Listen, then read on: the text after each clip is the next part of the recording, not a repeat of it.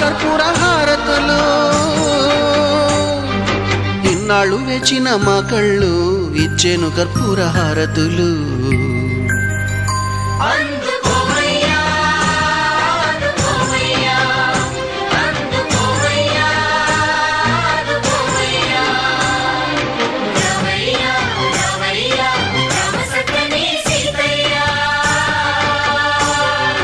రావయ్యా రావయ్యా